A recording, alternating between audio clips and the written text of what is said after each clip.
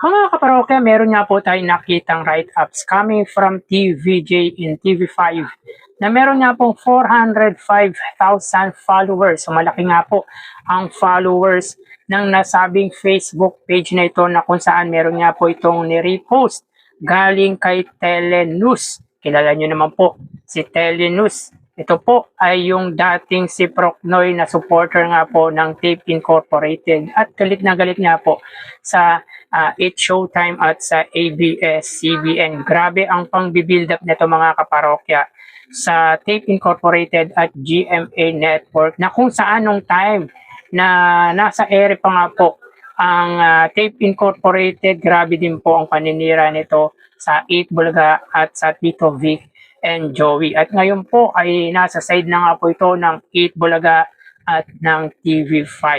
So yun nga po mga kaparokya ang pag-uusapan natin ngayong araw po. By the way, bago natin umpisahan, ang ating talakayan ay makikiusap po sana ako na pakisubscribe ang aking YouTube channel. Paki-like and share nyo na rin sa gayon ay mas dumami po makapanood ng mga ina-upload po nating video araw-araw. Maraming salamat po at sobrang na-appreciate ko po kayo mga kaparokya.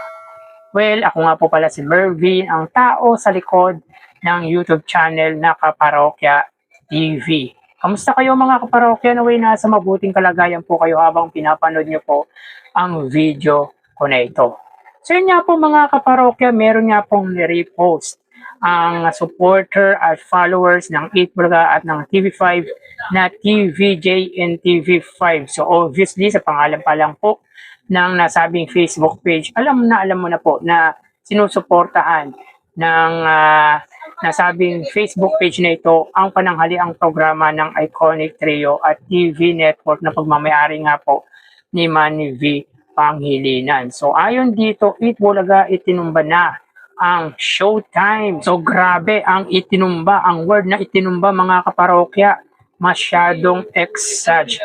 Pero mga kaparokya, may katotohanan naman po yung pinatutungkulan nito sapagkat nitong nagdaang TV ratings, nitong late January 2026 ay talagang tinalo na nga po ng TV5 ang GMA Network when it comes sa single channel TV ratings. Ito po ay para sa pananghaliang programa. Kaya isa sa dahilan siguro kung bakit ang word na itinumba ang mas pinili ng nasabing Facebook page dahil tinalo na nga po ng 8 Bulaga TV5 ang GMA It's Showtime when it comes sa TV ratings. Hindi lang po once mga kaparokya kundi halos 2 linggo nang itinalo or sabihin natin itinumba ng 8 Bulaga TV5 ang It's Showtime ng GMA Networks. Yun nga po mga kaparokya, ayon sa write-ups ng Telenews, 8 Bulaga itinumba na ang It's Showtime. GMA ready na umano sakaling tanggapin or tanggalin ang It's Showtime. Well mga kaparokya, yung write-ups naman na ito ni Telenews, kahit pa sabihin natin na wala pang katotohanan ay possible na mangyari sapagkat tulad nga po ng sinabi natin, kapag nagtuloy-tuloy na mababa ang ratings na nakukuha ng GMA sa nasabing noon time show ni na Vice Ganda, ay posible na piliin ito na gumawa na lang ng sarili nilang noon time show, lalo na kung ganito kababa ang ratings na nakukuha nila sa pananghaliang programa ng mga madlang people. Biruin nyo mga kaparokya, sa lawak at sa lakas ng signal na meron ang GMA Network, 2% na lang ang ratings ng It's Showtime para sa kanilang TV network at talagang naungusan po sila ng pananghaliang programa ng Iconic Trio at ng TV5 na alam naman po natin na limited reach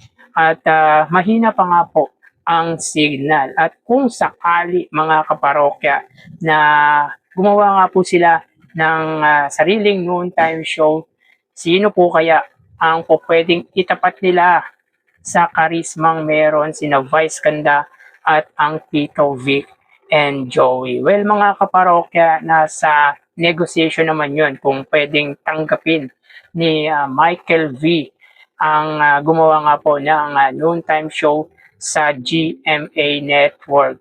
Trabaho yan, kaya tatanggapin pa rin po yan ni Michael V. Nga lang mga kaparokya, for sure makikipag-usap muna ito sa magiging katapat na mga host tulad ng Iconic Trio at Nina Vice Ganda. Pero mga kaparokya, kapag nawala na nga po ang It's Showtime sa GMA Network, malamang sa malamang ay kakainin sila ng buhay ng It's Showtime at ng Eat Bulaga. Lalo na po ang Eat Bulaga dahil ngayon pa lamang po mga kaparokya, kahit limited reach ang Eat Bulaga, ang TV5 ay nauungusan na nga po nito ang GMA Network. How much more pa po mga kaparokya kung mawawala sa kanila ang It's Showtime na alam naman po natin na well-recognized na nga po. At masasabi po natin mga kaparokya na nasa prime or era nga po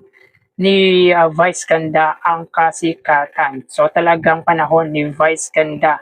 At sabihin na po natin medyo nawala na nga po sa prime ang Iconic Trio, pero still marami pa rin pong sumusubaybay sa noontime show ng Legendary Trio.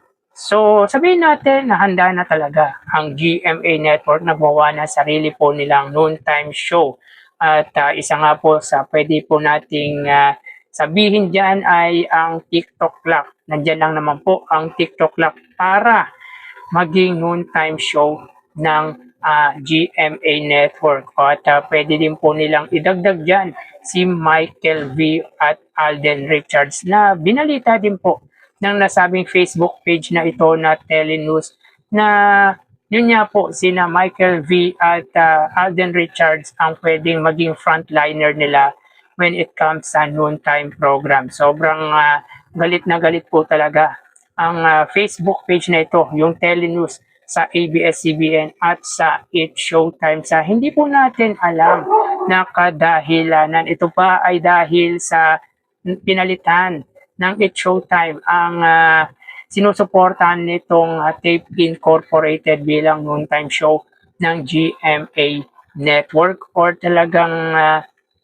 masama or sabihin natin na galit lang talaga ito sa mga programa ng ABS-CBN at sobra ang suporta nito sa GMA at ngayon nga po sa Eat Bulaga at sa TV5. Kung ano ang katapat ng It's Showtime ay talagang kinakalaban ng Facebook page na ito. Well mga kaparokya, ang ilang write-ups nga po ng nasabing Facebook page na Telenews ay hindi po natin pinaniniwalaan, pero posible po na mangyari.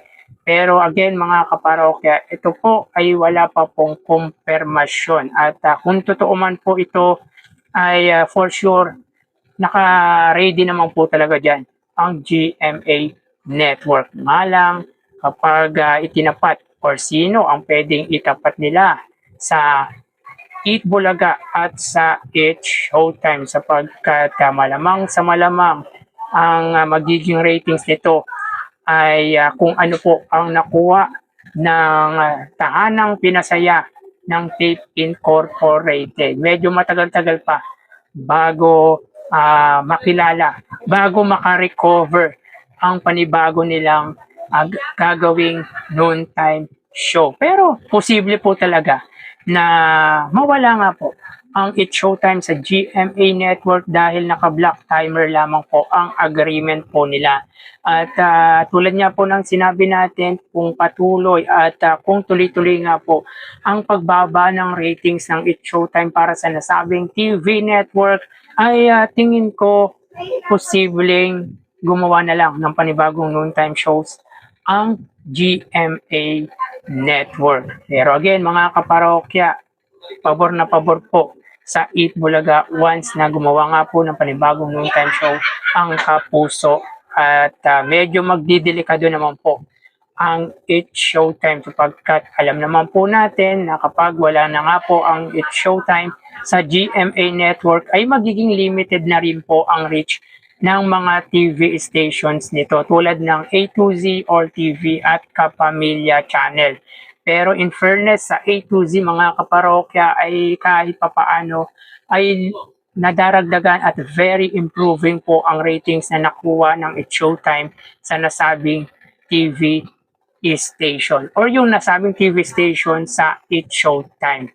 So dahil from 0.3 na ratings average nito ay naging 1.6% yung latest ratings ng A to Z para sa It's Showtime, which is bagay na masasabi po natin na malaki nga po ang in-improve ng ratings ng A to Z para sa It's Showtime.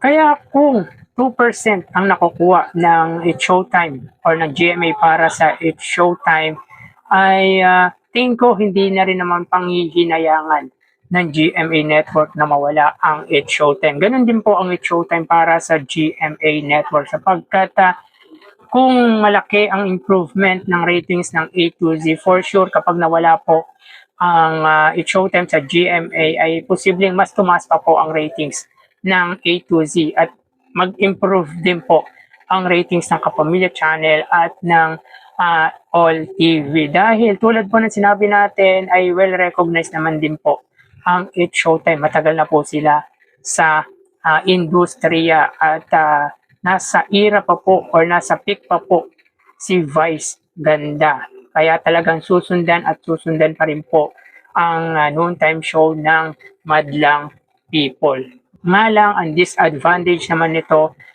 ay yung limited reach ng mga TV stations nito at ang disadvantage naman po ng GMA Network ay mangangapa pa po sila kapag gumawa sila ng sariling noontime show. Ang pinaka-safe po talaga dito ay walang iba kundi ang Eat Bulaga sapagkat maintain stable po ang ratings na nakukuha nila buhat ng maging noontime show po sila ng TV5.